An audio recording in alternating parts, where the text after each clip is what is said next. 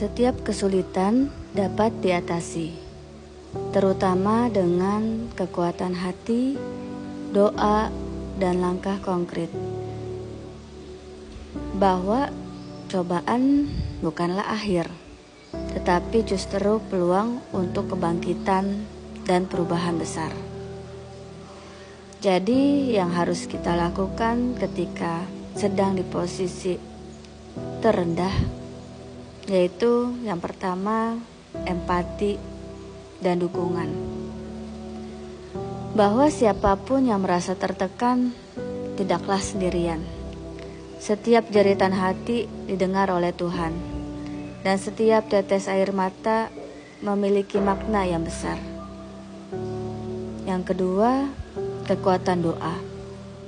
Doa yang tulus digambarkan sebagai sumber kekuatan. Tuhan selalu mendengar meskipun seseorang merasa dirinya sedang dalam kegelapan atau kebisuan. Langkah selanjutnya adalah langkah praktis untuk bangkit. Yang pertama, kamu bisa ucapkan doa sederhana.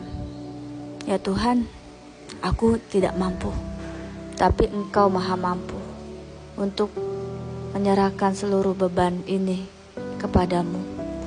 Aku berserah kepadamu. Aku tidak melawan. Aku ikut sesuai kehendak-Mu. Selanjutnya, tuliskan semua hutang atau beban yang membuatmu merasa di posisi terendah, supaya lebih teratur dan dapat diurai satu persatu. Bukan hanya overthinking yang membuatmu menjadi cemas.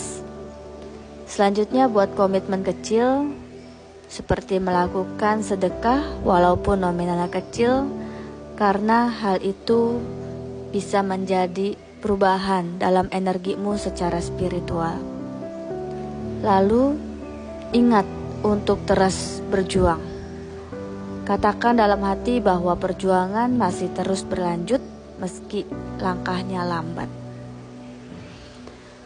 Lalu, optimisme dalam kesulitan. Ketika seseorang merasa telah berada di titik terendah, momen tersebut adalah awal kebangkitan. Karena tidak ada jalan lain selain ke atas. Jadi, bersabarlah. Ketika kamu berada di titik terendah, kamu pasti akan ke atas.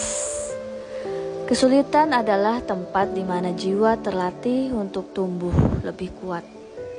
Kamu akan lebih sabar, lebih kuat, dan lebih tenang untuk menghadapi ujian-ujian selanjutnya di kehidupan ini. Seperti seseorang yang sedang di gym bermain alat, yang pertama mungkin dia menggunakan beban 10 kilo. Lama-kelamaan beban itu terasa ringan. Lalu lanjut dengan beban 20 kilo. Awal ia pegang pasti merasa berat, tapi lama-kelamaan akan terasa ringan. Sepertilah kehidupan itu dan ujian dalam kehidupan itu.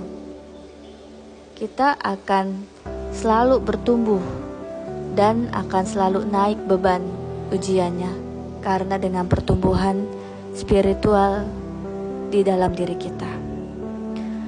Selanjutnya, perspektif rohani. Para nabi atau para rasul pernah merasa juga ingin menyerah, tapi keyakinan pada Tuhan membuat mereka bangkit.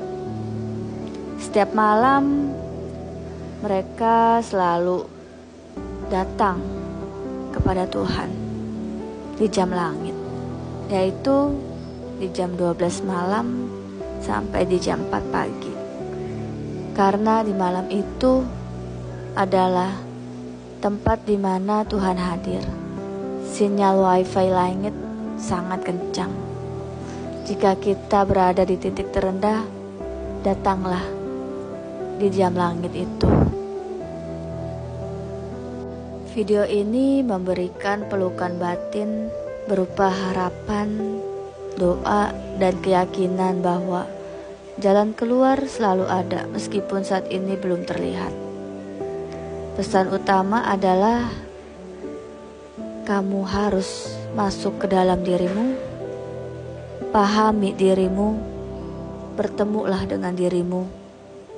Jangan pernah menyerah, karena kekuatan Tuhan selalu hadir bersama langkah kecil dan niat tulus.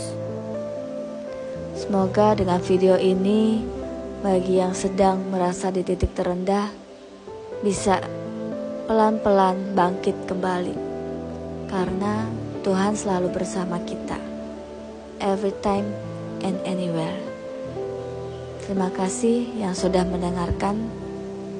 Love you all.